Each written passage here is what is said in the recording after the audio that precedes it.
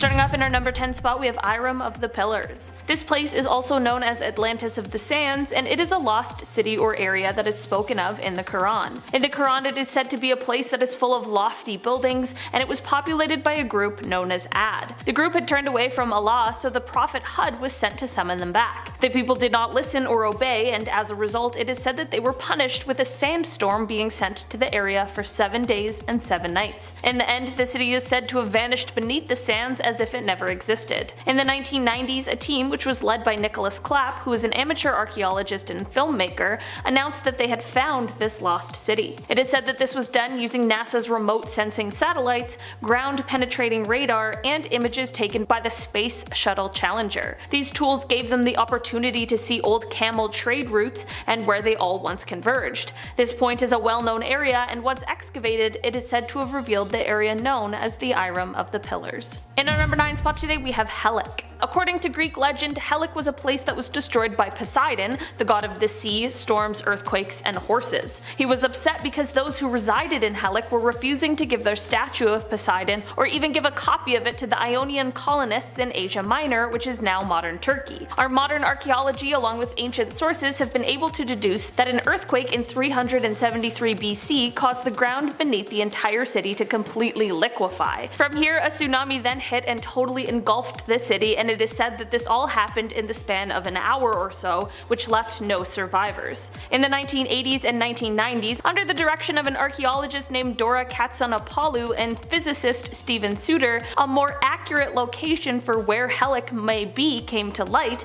and in 2001 the ancient city was located. Every summer, excavations continue to be carried out, and every year we learn more about this area and the secrets it holds that come all the way from prehistoric times. In our number 8 spot today, we have Mohenjo-Daro. This is a location whose name is said to roughly translate to, quote, Mound of the Dead Men. This is one of the world's oldest urban settlements, as it was found and built somewhere around 2600 to 2500 BC in what is now Pakistan, but it was abandoned in the 19th century BC as the civilization that called this place home declined. For almost 4,000 years, this site was seemingly forgotten about, and the remains of it were undocumented until an officer of the Archaeological Survey of India, R.D. Banerjee, visited the site in 1920 and found a flint scraper which convinced him of the site's history.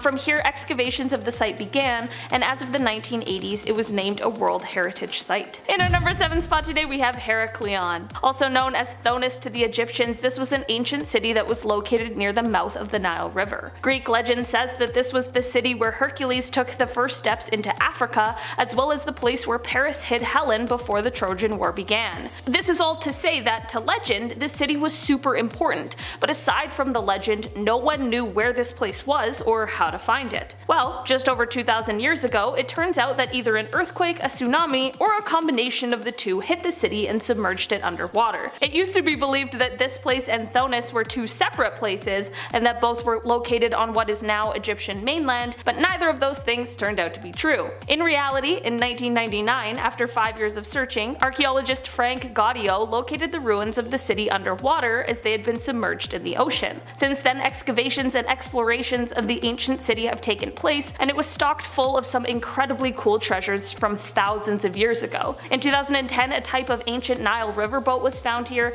and even just a few months ago in August of 2021, it was announced that wicker baskets that contained fruits of the dome palm tree as well as grape seeds that date back to the early 4th century BC had been found among the ruins. In our number 6 spot today, we have Sigiriya. In 1831, it is said that Major Jonathan Forbes of the 78th Highlanders of the British Army was on horseback and on his way back from a journey when he spotted the bush-covered summit of Sigiriya. In the 1890s, archaeological work slowly began on the site, but Harry Charles Purvis Bell was really the person who began to start large-scale work on the area. The Cultural Triangle Project, which was launched by the government of Sri Lanka, began to really focus their attention to the area in 1982, and for the first time, archaeological work began on the entire city. Basically, the city consists of an ancient citadel that was built by King Kashyapa in the 5th century. There is an upper palace on the top of the rock and mid-level terraces. There are moats and walls and gardens that extend out from the base of the rock. The location once served as a palace and a fortress, but it was abandoned after the king's death. Not only is this now a World Heritage Site, but it is also one of the best preserved examples examples of ancient urban planning. In our number 5 spot today we have Taxila. This location was established in 600 BC and was abandoned somewhere around 500 AD,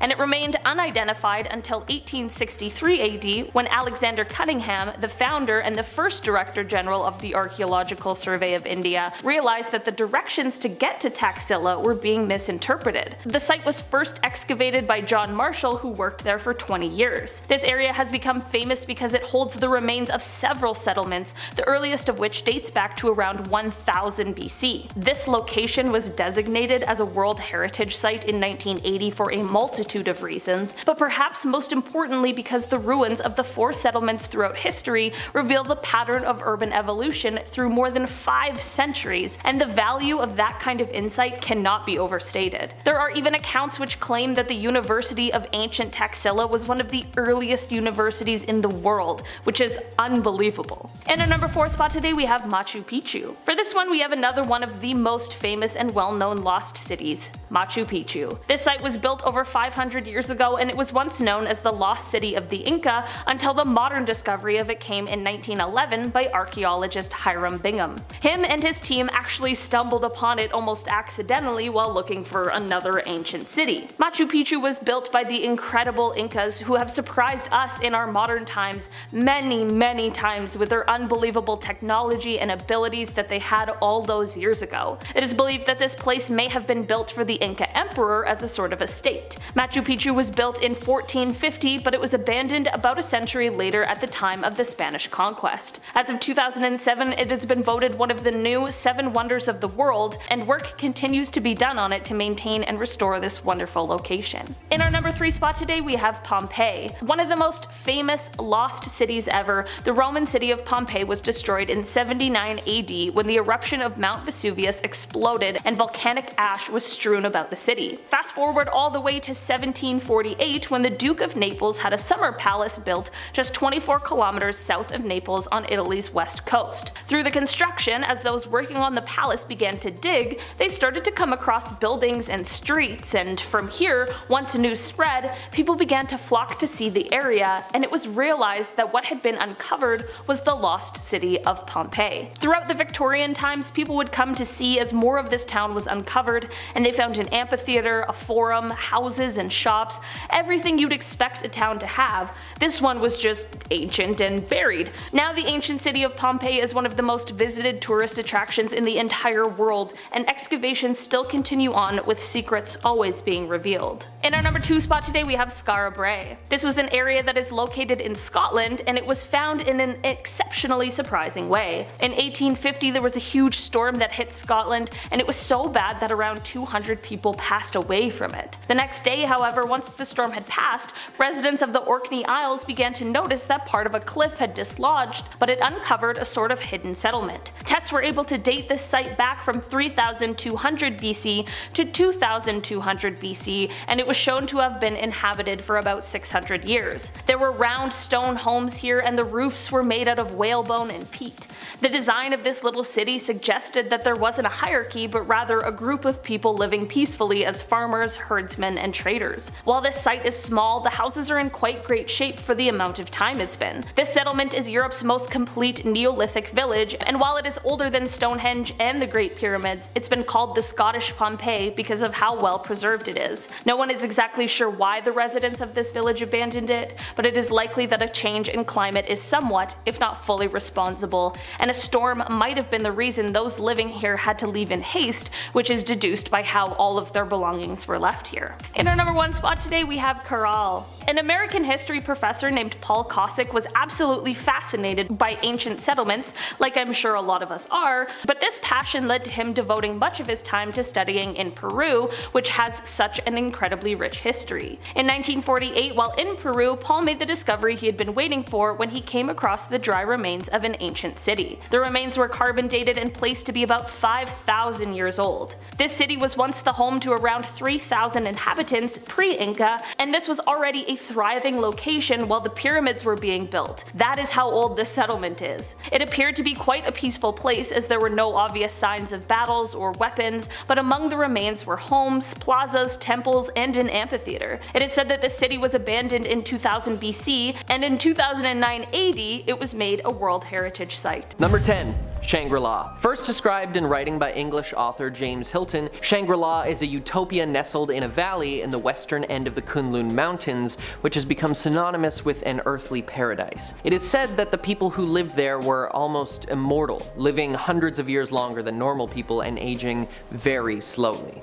Hilton was the first to call it by this name, but ancient Tibetan scriptures mention 7 such places, which were created to be sacred places of refuge for Buddhists in times of strife. The name seems to come from Shang, a district in southern Tibet, Ri, the Tibetan word for mountain, and La, meaning pass. Therefore, Shang Mountain Pass is believed to be the place where the mythological city exists, but that hasn't stopped other places from claiming the title. In 2001, a county on the northwestern part of the Yunnan province in China renamed themselves Shangri-La County, though many dispute their claim, since it seems that Hilton actually traveled to a place called the Hunza Valley, located close to the China-Pakistan border, which is an isolated green valley surrounded by mountains enclosed on the western end of the Himalayas, so it fits the description pretty well. But the people there actually seem to age faster due to increased ultraviolet radiation on the higher altitude areas, so the jury's still out on that one. Before we get to number 9, folks, be sure to hit those like and subscribe buttons.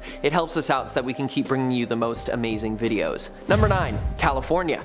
Now, I know what you're thinking. Connor, if California isn't real, then where does Mickey live? Well, I'm not talking about that California. I'm talking about the place the state was named after.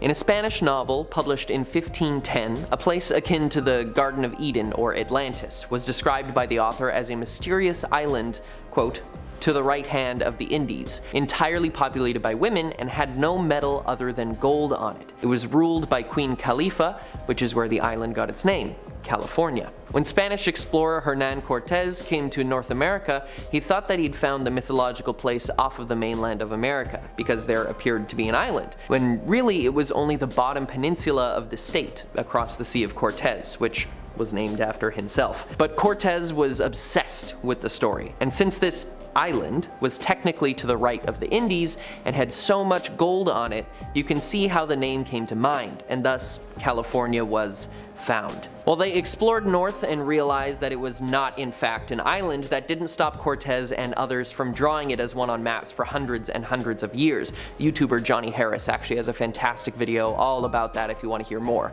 But for now, the location of the storybook version of California still remains a mystery. Number 8. Thule. Stepping into Norse mythology, which has some of my favorite stories, Thule is a cold and peaceful place where they had months with no sunlight, said to be located between Scandinavia and Iceland. The ancient Greek explorer Pytheas was the first to write about Thule during his travels around 330 BC. He was also one of the first to describe the effects of the moon on the tides and to estimate the length of the British coastline, and was a specialist in longitude and latitude. Some scholars believe that Thule is just another name for what is now called Norway, while others think that it is truly a lost island off the coast of Iceland. The Germanic tribes in Thule allegedly showed Pytheas around their homeland and explained that in the winter the sun did not rise at all, but in the summer there was no night. Number 7. Camelot. Known as the court and castle where King Arthur reigned, Camelot first appeared in 12th century texts and eventually became synonymous with Arthur and the world that surrounded his stories. Some people believe that the place is entirely fictional, but many more still have attributed it to other places in Great Britain where castles still remain standing. Debate has been going on since the 15th century about the location of the beautiful capital of Arthur's kingdom, and we may never know the true location where Merlin and the Knights of the Round Table called their home. Number 6. Lyonesse. Sticking in Arthurian legend, Lyonesse was the home of the hero Tristan, and was said to have been lost to the sea. The story of Tristan and Iseult sees the two traveling across the kingdom from Ireland to Cornwall to deliver Iseult to Tristan's uncle for marriage, but the two unknowingly drink a love potion and fall for each other, having to endure many battles to save their love. The kingdom was supposedly located on the Isles of Scilly, and the 140 islands that exist there now are apparently just the hilltops of the now sunken kingdom off the coast of Cornwall. There is evidence to suggest that water levels were remarkably lower at the time, and that in the last 3,000 years there have been enough submergence that this lost kingdom could still exist in the water below. If they ever made a movie about Tristan, I wonder if they'd get Liam Neeson to play the Lyonessian. Number 5. Aztlan. The Aztecs were one of the most powerful civilizations to emerge from the ancient Americas, and so much about them has been lost to time and to conquerors wiping out their history. While much is known about their later days as a civilization, we know very little about their origins. Allegedly, the mysterious island of Aztlan is where the Aztec people came together to create their society before migrating to the Valley of Mexico. According to legend, there were 7 tribes who lived in 7 caves near the island, and in order to maintain peace between their peoples, they came together and moved to Aztlan, which means the land to the north, the land from whence we, the Aztecs, came. Since it was so long ago, the island could have been in an area that is no longer submerged in water, and searches for it have taken place from the bottom of Mexico all the way up to Utah, but it's yet to be found. Some think it's pure myth, while others hold out hope that it will be discovered. Number 4. Julfar. Home to the legendary Sinbad the Sailor, Julfar is one of the most famous cities of Arabia that has been lost to the desert. Located near the now super modern Dubai, Julfar was the hub for the entirety of the southern Arabic trade in the Middle Ages, because unlike other lost desert cities, Julfar was a bustling port town. Now here's the cool part, this city has actually been found. In the 1960s, archaeologists discovered signs of settlement and civilization dating all the way back to the 6th century, and have since found countless residences, shops, and items which have helped us unearth the mysteries of this lost city. This find was very important because it helps historians fill out the timeline of the area, showing how neighboring towns received goods and made trades, as there were few port towns described or found before. Number 3. El Dorado. The very idea of a city made entirely of gold is enough to fascinate people. Add in the fact that the place has been lost and is awaiting a brave explorer to discover it, now you've got a legend. The origins of the tale come from the Muisca tribe in Colombia, and El Dorado doesn't actually refer to a city, but to the king at the center of the city or the society. The Muisca tribe had an affinity for golden treasures and often used them in rituals for their gods, and one of their most important rituals was conducted when they got a new king. The king would be stripped naked, covered in gold dust, and set on a raft adorned with gold and jewels to the middle of Lake Guatavita. The townspeople would then throw golden coins and trinkets into the lake to appease the gods, and the king would wash the dust off of himself in the lake, after which he was known as the Gilded One, or El Dorado. In 1545, conquistadors attempted to drain the lake to find the lost treasures and found gold along the edges of the lake, proving their theory. They used bucket chains to drain as much as they could, but they couldn't reach the center. And in 1580, a businessman tried to drain it again, and while lowering the water level and finding treasure along the edges, he too couldn't reach the center. And in 1965, the country of Colombia named Lake Guatavita a protected area, making it illegal to do any more searching. It is estimated that at the center of the lake lies what could amount to billions of dollars in ancient gold relics, but we will never know for sure. Number 2. Kalahari. In 1885, a Canadian entertainer and adventurer named Guillermo Farini, also known as the Great Farini, became one of the first Westerners to cross the unexplored and treacherous Kalahari Desert in southern Africa. When he returned to Canada, he wrote a paper and showed photographs of ruins he discovered which proved the existence of a civilization which had been lost to the desert sands. In his paper, he wrote, "We camped near the foot of it, beside a broken line of stone which looked like the Chinese wall after an earthquake, and which, on examination, proved to be the ruins of quite an extensive structure, in some places buried beneath the sand, but in others fully exposed to view." He continued on to say, "We traced the remains for nearly a mile, mostly a heap of huge stones, but all flat-sided, and here and there the cement perfectly plainly visible between the layers. Many expeditions have been conducted to find the lost city, including 12 by the grandparents of none other than Elon Musk, who wants to steer away from ancient civilizations and start a new one on Mars. A 2016 documentary series used aerial photography and radar in conjunction with Farini's descriptions and found some man-made ruins near an oasis in the Kalahari. More exploration is needed, but it's very possible that we have found this lost city. And finally, we reach our number 1, which is of course Atlantis. Arguably the most famous lost city, Atlantis has captured the imagination of people from around the world since it was first mentioned in writing by the Greek philosopher Plato in 360 BC. It is said that the island was a place of extremely advanced technology and an unmatched navy, but it was lost in one terrible night of fire and earthquakes and sank into the sea. Since then, there has always been someone looking for the lost city to prove it's real, and one of the most promising expeditions was made by Canadian Israeli journalist and investigative archaeologist Simcha Yakubovich, who has made many documentaries and discoveries about ancient civilizations. He partnered with film director James Cameron and used Plato's text and new emerging technology to find some incredible evidence on the sea floor. 6 Bronze Age stone anchors off of the coast of Spain in the Strait of Gibraltar, one of the areas believed to be the resting place of Atlantis. One of the other main theories is that the Atlanteans were actually the Minoan civilization on the island of Santorini, Greece. Around 3,600 years ago, the Thera eruption occurred and the island shattered, and it, as well as the Minoans on it, were lost to the sea. With the location and the way the island was lost being so similar to Plato's descriptions, this seems like a great candidate for the lost city of Atlantis. Starting off this list in our number 10 spot, we have the Palawan Highlands. We have talked about Palawan Island before, but maybe not in the context of the highlands that are located there. The highlands are located on the isolated corner of the island, and during a scientific journey there in 2007, botanists found a ton of flora that hasn't yet been seen anywhere else on Earth. One of the most astonishing discoveries was that of a plant that kind of looks like a pitcher. This plant is so large and so carnivorous that it snacks on rodents and even small monkeys, which is just crazy to even think about. Some of the other plants found here include pink ferns and blue mushrooms.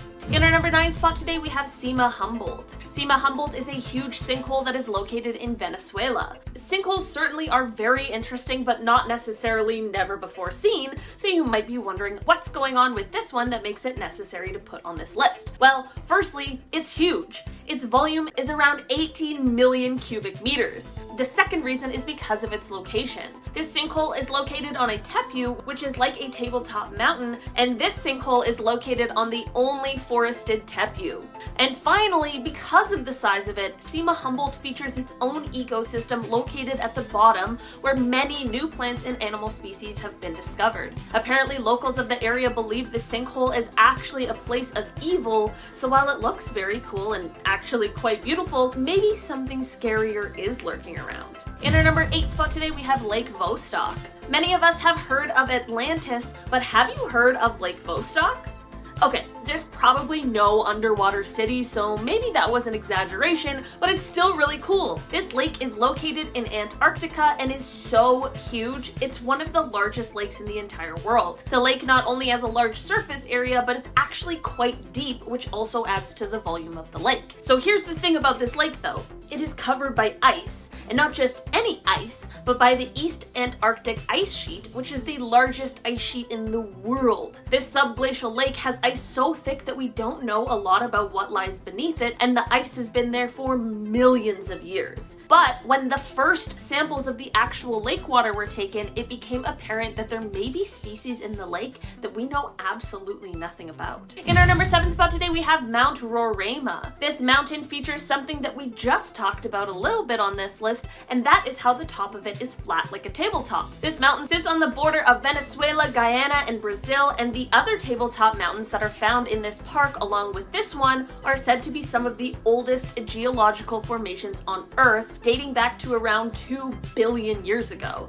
This mountain is the highest in the area and has rain almost every single day. The top is mostly sandstone with just a few bushes and algae, but most of the species found here are very much unique to the area. In our number 6 spot today, we have the Mobile Cave. This cave is located in Romania, just a few kilometers from the coast of the Black Sea, and was first discovered in 1986. This cave has been isolated from the outside world for millions of years, and basically everything that goes on inside of it is different than what we are used to. The cave life is not based on photosynthesis, and rather chemosynthesis. The level of oxygen in the cave is around a third of what is normally found in the atmosphere, and of the 48 species found in the cave, 33 of them were endemic. This cave looks absolutely terrifying, but thank goodness for the brave scientists who don't let that get in their way, because as scary as it looks, it is just as, if not more, amazing to be able to hear about exactly what this cave holds. In our number 5 spot today, we have the Melville Range. This mountain range is found on Cape Melville, which is a part of northeastern Australia's Cape York Peninsula, and although the range isn't as huge as many others we have on Earth, it is the home to an isolated isolated rainforest that wasn't really known about until extremely recently. The forest is only accessible by helicopter, and since its first true exploration by scientists in 2013, there has been at least 3 new species of animals already discovered. There has also been endemic plant life found in the range as well. The rocky environment is most certainly a unique feature in this rainforest and is definitely a key feature of why some of the endemic species that live there are the way that they are. It is really cool to be able to see just how this landscape and environment shaped these animals that we are just now getting to know more about. In our number 4 spot today we have Mount Bosavi. This mountain is located in the Southern Highlands province of Papua New Guinea, but it is actually the collapsed cone of an extinct volcano. The volcano actually collapsed to create a crater that is around 4 kilometers wide and 1 kilometer deep. There isn't a ton that is known about the area, but in 2009 an international team of scientists went down there on an expedition that was entirely filmed by the BBC Natural History Unit. It is believed that the crater was created around 200,000 years ago, and during the crew's time researching the area, there were around 40 new species that were uncovered, as the creator has its very own fascinating isolated ecosystem. Who knows what more may be down there just waiting for us to uncover. In our number 3 spot today we have the Sun Dune Cave. This cave is located in Vietnam and is the largest cave in the world. The name means the mountain river cave, and it was created somewhere between 2 to 5 million years ago from river water eroding away the limestone. In some areas of the cave, the ceiling collapsed, which has created skylights. These areas have allowed many plants and trees to grow and has definitely increased the vegetation. The cave is around 9 kilometers long and is home to the tallest known stalagmites in the world, with these mineral deposits getting up to around 70 meters tall. There was a plan to install a cable car through the cave to create a tourist attraction, but thankfully those plans were cancelled due to the potential harm that it would cause the environment, which I think most of us can agree was for the best. In our number 2 spot today we have the Challenger Deep. The Challenger Deep is the deepest known point in our ocean at around 10,900 meters deep. It is located in the Pacific Ocean in the southern part of Mariana Trench, and because of its location, lack of light, and immense pressure, it hasn't been explored very much. The extreme environment has certainly set up for there to be a whole host of species that we know absolutely nothing about, but it is not an area that can be easily explored by humans. The Challenger Deep has only been visited 4 times and only for short periods of time, so there is so much more that is waiting to be uncovered at this deep, dark part of our ocean. In our number 1 spot today we have East Scotia Ridge. In the Southern Ocean, about 2,400 meters down, you'll find this biological community or habitat that was first discovered in 2012. It is dark down there, but it is also hot, as it is being warmed by hydrothermal vents, and it can reach temperatures of up to 382 degrees Celsius, which is insane. Because of this dark, hot environment, of course we are going to find a whole host of new species that were previously unknown to us. Some of these species include a new kind of albino octopus, and also albino hairy lobster that's referred to as a yeti lobster, and apparently even a crab that uses its hair to grow a bacteria that detoxifies the water.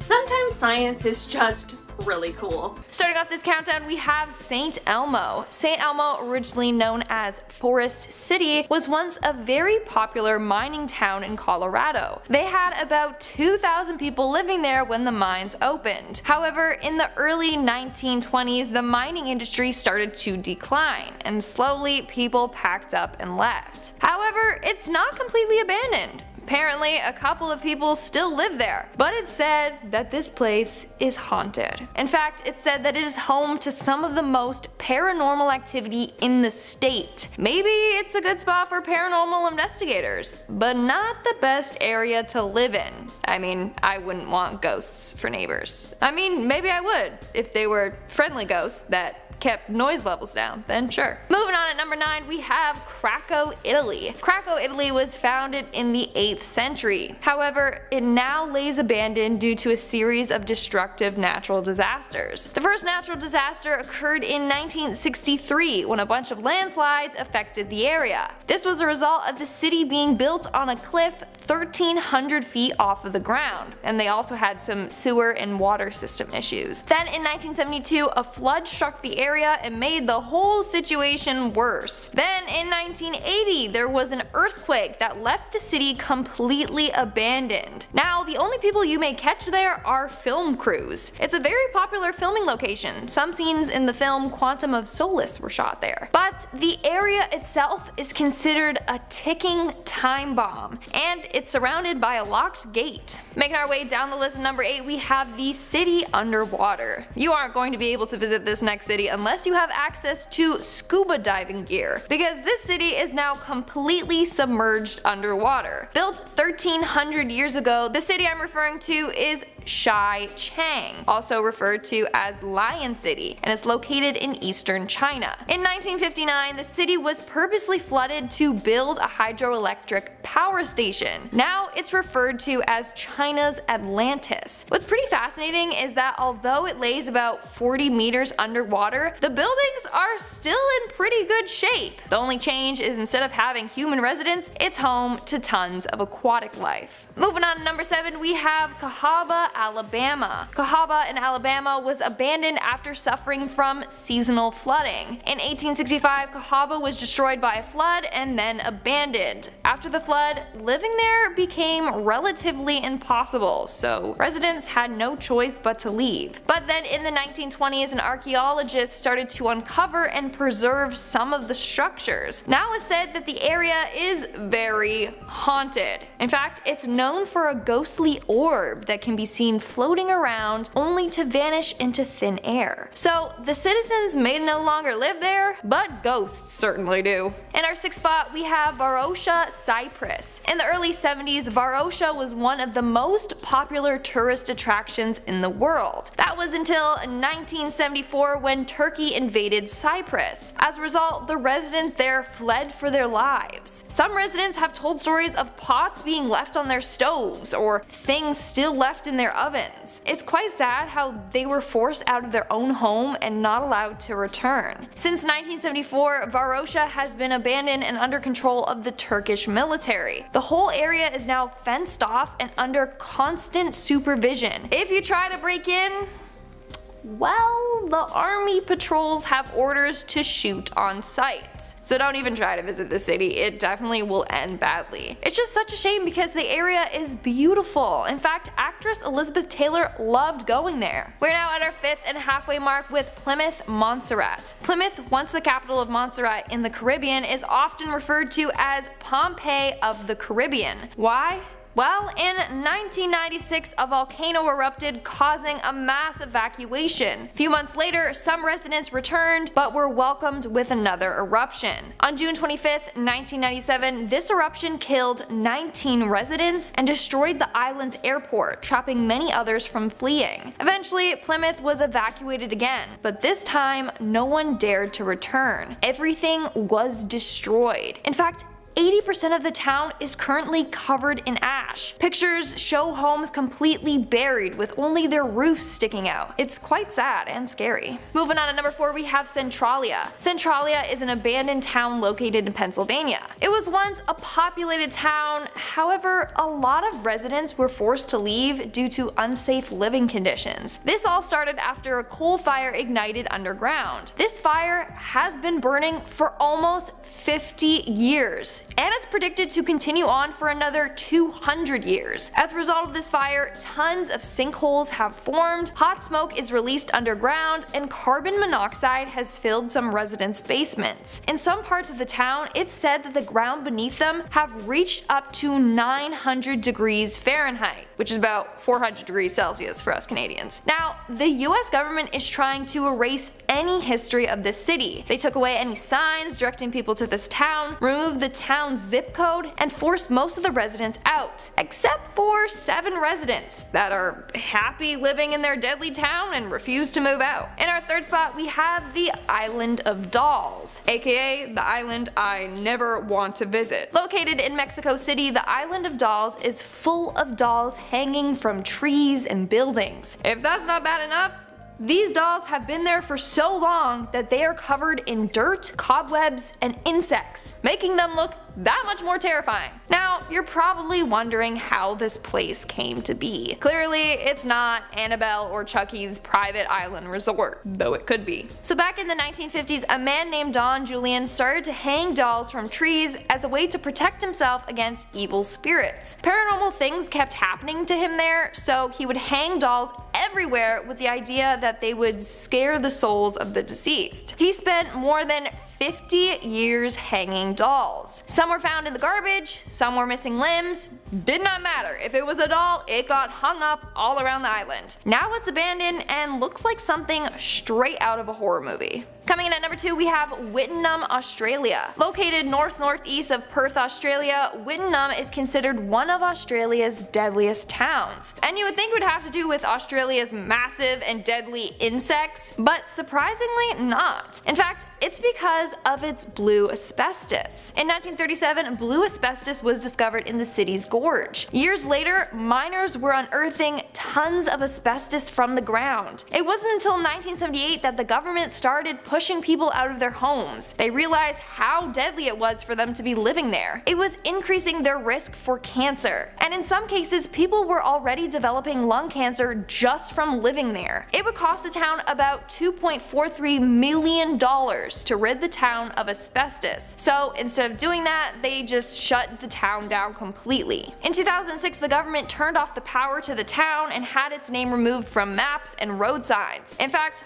all roads that once led to the town are now closed off. If you do choose to enter the town, you will find tons of huge warning signs advising you to turn back. And in our number 1 spot, we have Pripyat, Ukraine. This is probably the most famous abandoned city on the list. So Pripyat was a city in Ukraine that had a population of 49,000 individuals. However, on April 27, 1986, all residents were forced to evacuate following the Chernobyl disaster. Pripyat was the most affected by the Chernobyl nuclear disaster since they were the closest to the power plant. They were the ones most exposed to the radioactive chemicals. A once beautiful city was left abandoned in just 3 hours. Due to the radiation, the city will be left untouched for thousands of more years until it's safe enough to return. The lost city of Aztlan brings us to number 10. Many people believe that the missing island of Aztlan is where the Aztec people began to form as a civilization prior to migrating to Mexico. There were a lot of tribes and hunters and gatherers, and Aztec people ruled a large empire in central and southern Mexico in the 15th and early 16th century. Since then, we have gathered a ton of information about how they used to live and what they accomplished, but little is known about their origin story. Aztlan is believed to be a mystical land, but a ton of others believe that this location exists and one day we will physically find it. There have been countless searches for this island, but we haven't been able to find it yet. If the lost city of Aztlan is found, we would uncover an insane amount of history and culture. Well, you know what, I hope this day comes sooner than later. Number 9 takes us over to Lion City in China. This place is often referred to as China's Atlantis City, and that's because this lost city is sitting at the bottom of a lake. This was once a thriving city that was known all over China. It can only be visited if you plummet 100 feet below sea level. And no, this city wasn't lost due to natural causes. This ancient city disappeared due to hands of humans. Although it sits deep underwater, it's still miraculously fully preserved. All of its structures, statues, memorials, and archways are still perfectly intact. It was rediscovered about 2 decades ago, and since then divers have been repeatedly making trips below to the surface to marvel at this beautiful lost city. Dwarka brings us to number 8. According to the local folklore in India, this was the hometown of Lord Krishna, and this place was believed to be an old wives' tale until the ruins of the city were discovered 131 feet below the ocean. These amazing ruins were found beneath the surface of modern day Dwarka, and the beauty of this city has baffled everyone, including experts. Marine archaeologists have found sandstone walls, a grid of streets, and remains of a seaport. They believe that the city was built 9,000 years ago. It's just amazing that we were able to discover the city that seems like it only existed in folklore. I wonder what else is out there just waiting to be discovered.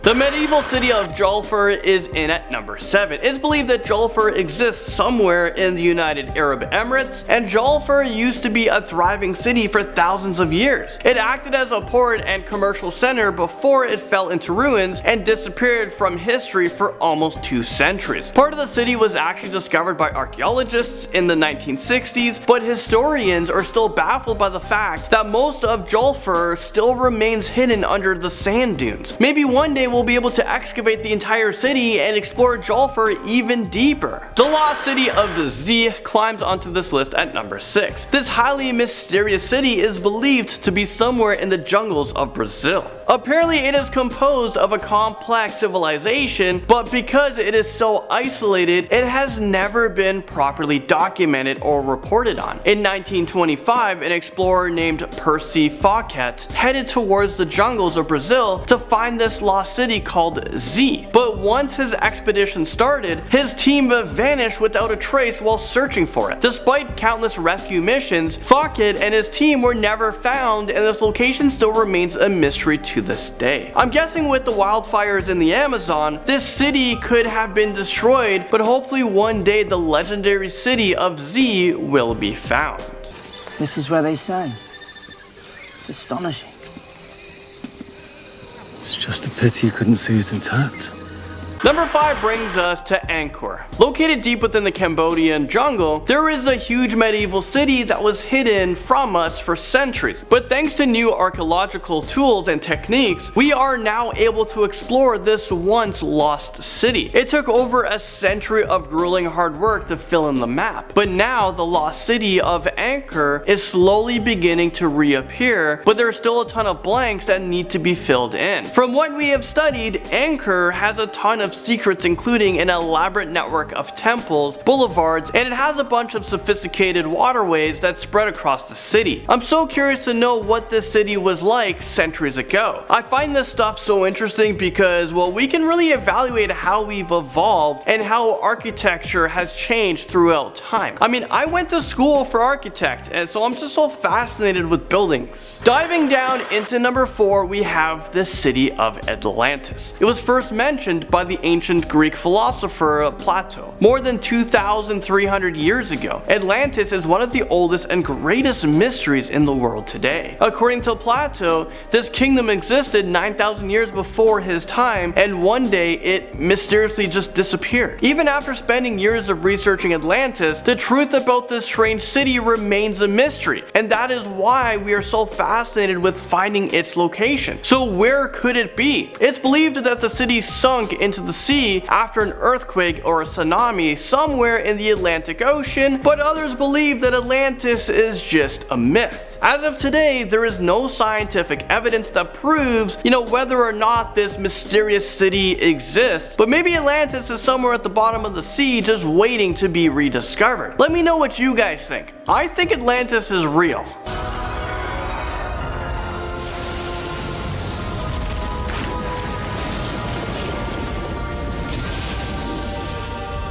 The lost land of Lyonese comes onto this list next up at number 3. There's a strong belief that this lost city is nothing more than a legend or myth, but there's still a small chance that it could be a reality. It is said that this city disappeared when it completely sunk into the ocean on November 11, 1099. If this mysterious city does exist, it would be quite large. Apparently, it contained 140 villages and churches, but thanks to a massive flood, the entire village was swallowed and engulfed in water. It is said that all the people and animals living on the land drowned, and once it was completely immersed in water, the land never re-emerged. There is evidence that shows that the sea levels back then would be considerably lower, so it is very possible that the city could have been occupied by humans. But since this city appears to be a legend, well, this location remains a mystery. A sacred city comes in at number 2. Dvaraka was recently rediscovered in the 1980s by scientists. The city is said to be a Hindu Jain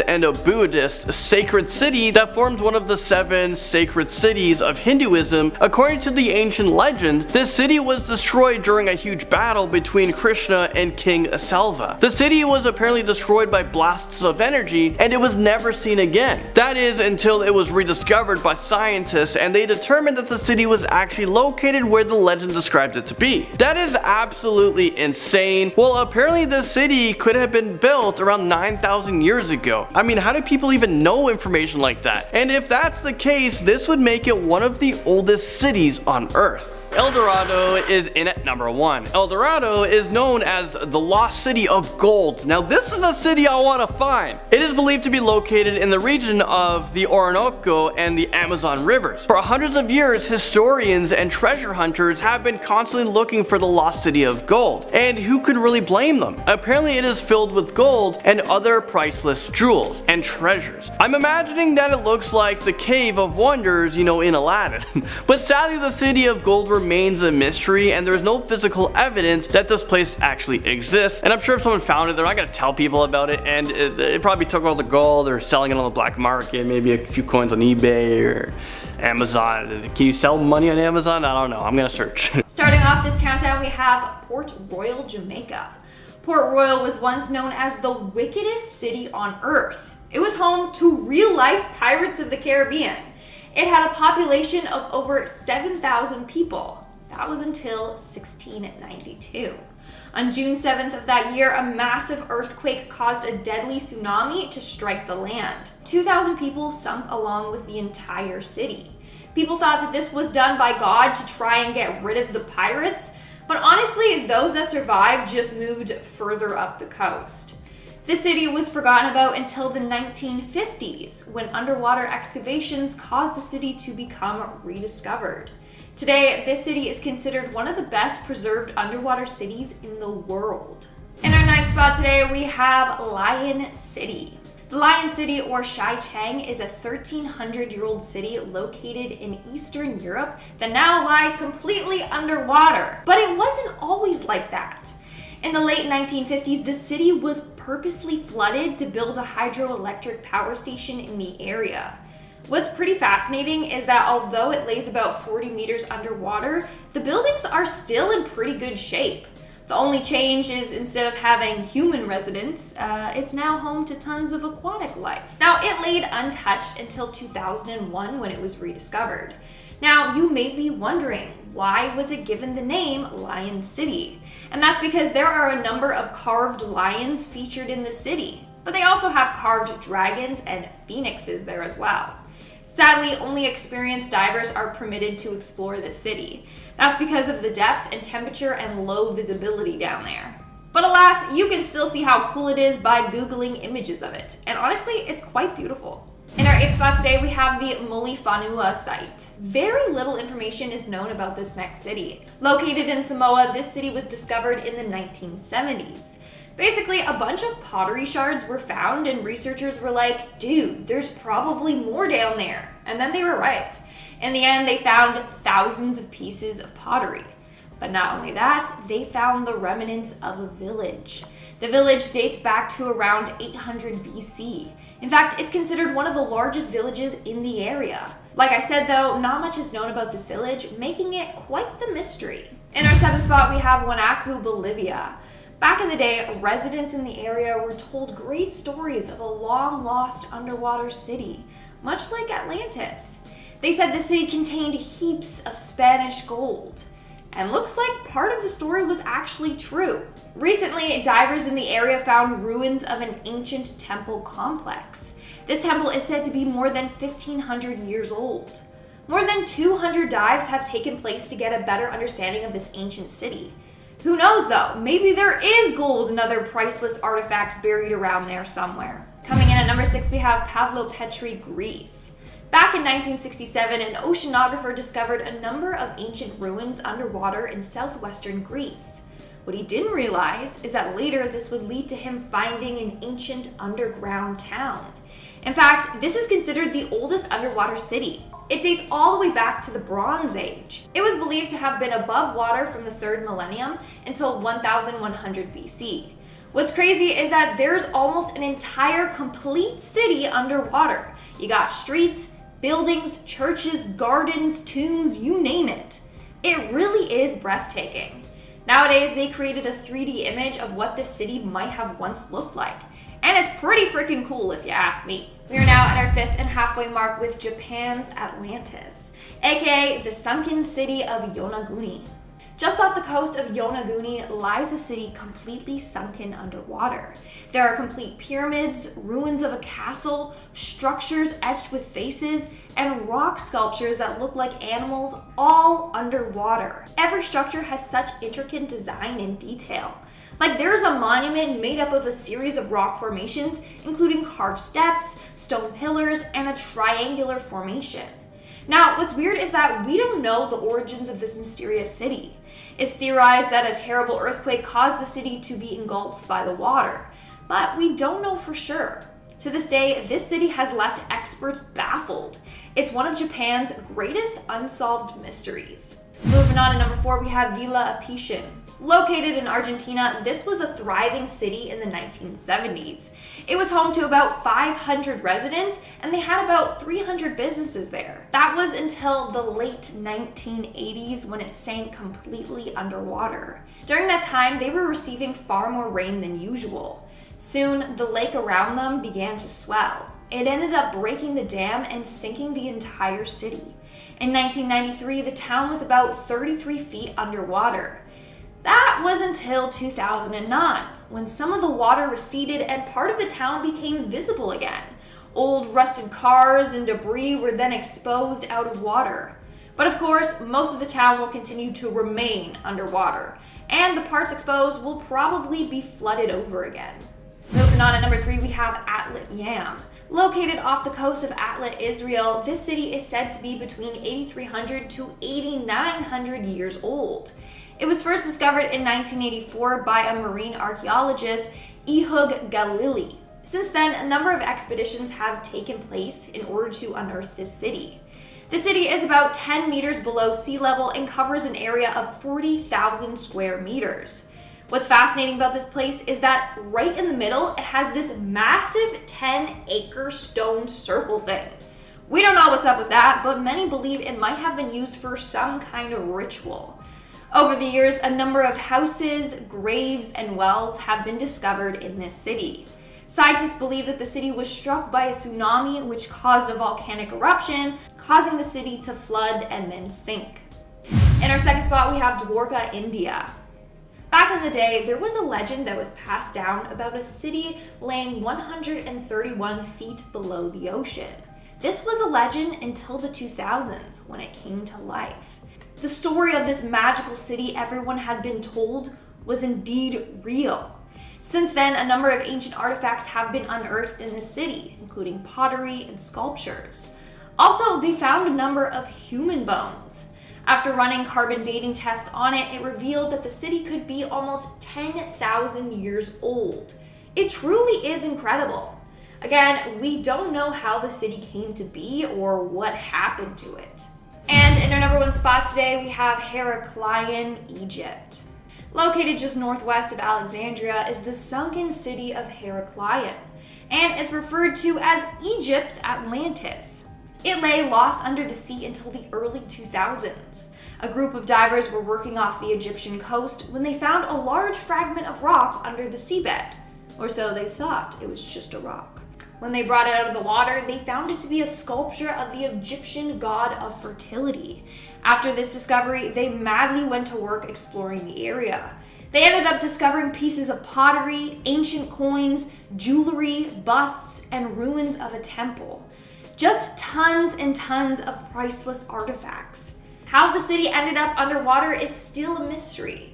One theory, though, is that it had to do with the rising sea levels and crumbling foundations of the city, causing it to slide into the Mediterranean Sea. Now, I'm not trying to pick favorites, but out of all the places on today's list, this is the one that I'd love to visit. Alright, coming in at number 10, we have Pompeii. Pompeii is such a sad tale. As many of you are likely to know from history class, Pompeii was an ancient city near modern-day Naples in the Campania region of Italy. The issue with Pompeii that it was built at the base of Mount Vesuvius, a volcano that spilled her fury in 79 AD. The city had been in existence for thousands of years before the eruption, and by the time of its demise, it was a thriving Roman hub. The eruption covered Pompeii in 4 to 6 meters of volcanic ash, burying the city but largely preserving a snapshot of Roman life. The lost city of Pompeii was rediscovered over a millennium and a half later and was excavated in the late 1800s. These days, more and more of the city is being uncovered under the ash and pumice.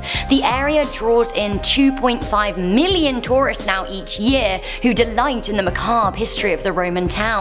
Indeed, it is possible to see ash-covered corpses of bodies nearly 2,000 years old. Coming in at number 9, gone overnight, we have Chaohu. With a simple flick of an administrative wrist, the Chinese city of Chaohu disappeared overnight, which is pretty worrying. Can China just cancel cities these days? It seems so. Chaohu was a city of 4 million people and was known for housing a Han Dynasty tomb and a large freshwater lake. It seems that the Chinese government is pretty obsessed with economic statuses and statistics, and the reason that the city was effectively deleted was to adjust its borders, giving land to nearby cities to make them seem more profitable, which actually sounds kinda crazy, right? The worrying thing is though, is that there was absolutely no public consultation or official notice, and residents were only aware when they were told that they were living in new parts of old cities. So I live in Toronto, like I said, and I guess it's like waking up in Toronto and it no longer being a thing, and I'm told like, oh, you live in East Niagara now. I guess not a lot would change, but at the same time, everything would change. Weird. So weird. Okay, pinnacle of weird at number 8, we have Taured. Where is Taured? Is it a place or does it exist beyond our universe? We have talked a little bit about the man from Taured on Most Amazing a few times, but now I want to talk more about the country itself. But first, let me recap. In 1954, a man was detained at the Japanese border in Haneda. This is in Japan, and he arrived on a plane from Europe. The man was affronted at the border control officer's questions. He claimed that he was on his third business trip to Japan that year. When he was searched, he had a wallet filled with a mixture of currencies, seeming to verify his business traveler status. When he presented his passport, officials were absolutely baffled. They'd never seen a passport like this before. Asking where he was from, the man, who primarily spoke French, said he was from Taured. I'm sorry, where? Officers were absolutely baffled because, as you probably know, there is no such place. When he was asked to point to it on a map, he pointed somewhere in the locale of Andorra today. He then became confused and agitated that the map he was given didn't actually include Taured. So, was it real? Did it disappear, or did he appear from another dimension? His passport looked legitimate, but he was from the mysterious country. His passport even had stamps in it, legitimate stamps, that seemed to actually cooperate with his story. He was also carrying a checkbook to a non-existent bank branch from Taured. So I guess my question is, even if the passport and checkbook were convincing fakes, how on earth would he even have been able to get on the plane in the first place? Passports are checked at multiple times when you go to an airport, including at check-in and before you're allowed to even board. I for one have like a deep feeling that Taured is real, but where did it go? Once again I ask, is it in another dimension? Because I don't know, I think that. Speaking of other dimensions, this is crazy at number 7, we have the Cloud City. This terrifying city in the sky appeared and disappeared within the space of a day.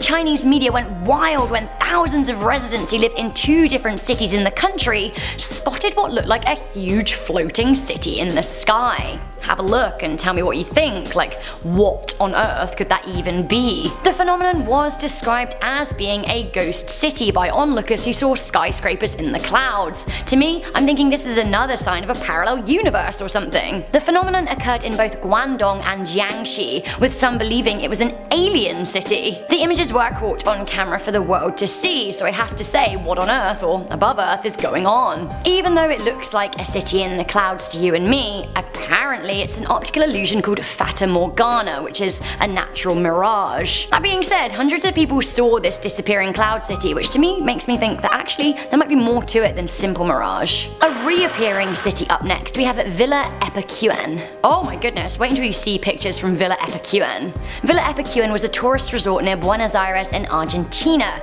but unfortunately it flooded in 1985, meaning the whole town had to be abandoned. Disappearing into the water, Villa Epicuen became a sunken town, lost to the perilous tides. However, strangely, the waters began to recede again in 2009, and now, after a drought, you can see more of the town emerging from the water than ever. 25 years after it disappeared, it began to re-emerge, only this time stripped of paint. The trees have died after their time away from the sun, leaving ghostly, chalky-looking twisted roots and leafless branches withering in the ground. Rusted cars and dislodged bathtubs litter the banks, but honestly, it actually looks kinda cool in like a ghostly, scary way. Coming in at number 5, we have Angkor Lake. This is a spooky Canadian urban legend set in the frozen north of Nunavut, one of Canada's largest and yet least populated territories. The conditions in the Arctic land are pretty terrifying at the best of times. The story goes that in the year 1930, a fur trapper, Joe LaBelle, needed to take shelter from a storm, so he decided to trek to a close-by Inuit village that he said he knew well. He'd been a few times in the past and called out a greeting ahead of his arrival, which was weirdly met with no response. When he arrived in the village, he found that its entire population had vanished. Stranger still, it appeared that inside the houses, food was still kept in stocks, and there were even some half-eaten meals on tables. It was as if everyone had fled at a moment's notice. LaBelle reported the incident to the Royal Canadian Mounted Police. Now, after months of investigation, they never found much of a trace of the residents. These days, the village can't be found at all, which has led many people to think that it simply never existed. Coming into number 4, we have Ashley. The story goes that in August 1952, the small town of Ashley in Kansas, USA, disappeared following a magnitude 7.9 on the Richter scale earthquake. The earthquake was said to have taken place at 3:28 AM, meaning the town's 679 residents were all in bed. The epicenter of the earthquake was none other than Ashley Town Center. Now, the urban legend says that when state law enforcement arrived at what should have been the outskirts of the farming community, they found a smoldering, burning crack in the earth measuring 100 yards in length and approximately 500 yards in width. Back in the day when we did things in yards. The depth of the hole was never determined. Many people think that the story of the disappeared town is none other than a creepypasta. Others say that there was indeed an earthquake on record in Kansas and that the town was lost, being too small to be on any maps in the first place. Honestly, I'm not sure. Coming into number 3, we have the story of João Verde. This is a Brazilian ghost story. Or are the legends of the disappearance of João Verde real? The story goes that in 1923, a group of explorers came by the village of João Verde in the Brazilian jungle, supposedly a town of just 600 people. It seems that the explorers were shocked to find the town utterly deserted. They looked in houses and found things in a state of sudden disarray, chairs knocked over, food still on tables, clothes still in cupboards, cars still in driveways. According to the story, police were called to the town and they found a cryptic clue. It seems that one of the townsfolk had left behind a gun that, on examination, seemed to have recently been fired. Aside the gun, there was a mysterious message that read, "There is no salvation."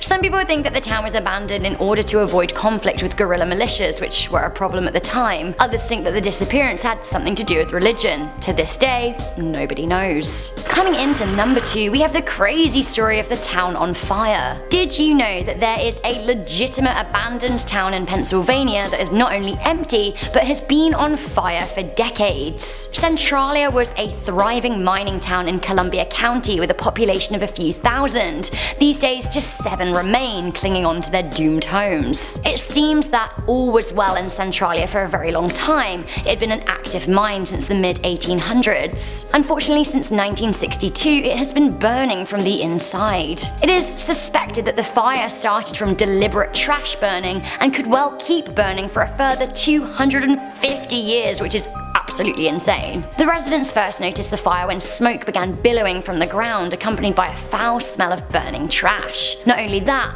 carbon monoxide was detected seeping from the ground. With temperatures hotter than the planet Mercury, it was decided that it was too dangerous to even try putting out the flames, and as a result, the town was evacuated slowly. But many people remained living there until 1981. That was when a 12-year-old boy fell into a sinkhole that suddenly opened up in his backyard. He survived by clinging onto a tree root, but from the hole came a plume of hot steam found to contain poisonous gas. That was it for the rest of the town. These days the town is deserted save from 7 people who just won't leave, but once again, that fire still burns. Okay, are you ready for the saddest story that you'll hear today? Coming into number 1, we have Ordor-sur-Glane. This town was eradicated in one day at the merciless hands of the Nazis. During the German invasion of France in the Second World War, the village of Ordor-sur-Glane was the subject of a bloody massacre. On June 10, 1944, SS soldiers destroyed the village, killing 642 of its inhabitants.